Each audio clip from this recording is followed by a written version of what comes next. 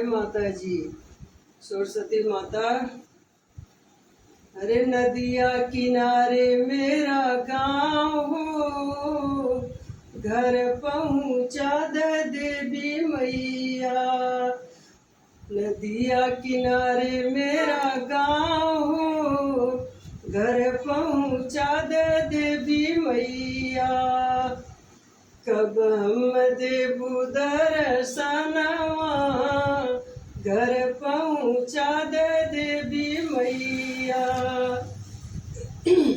घर पहुँचा दे हमरी माई से मिलाए दे, घर पहुँचा दे हमरे माई से मिलाए दे। अमवा महुआ वाकई छाहो, घर पहुँचा दे देवी मैया। अमवा महुआ के छाहो, घर पहुँचा दे देवी मैया। नदिया किनारे मेरा गाँव हो, घर पहुँचा दे देवी मैया। घर पहुँचा दे देवी मैया। जय माता दी।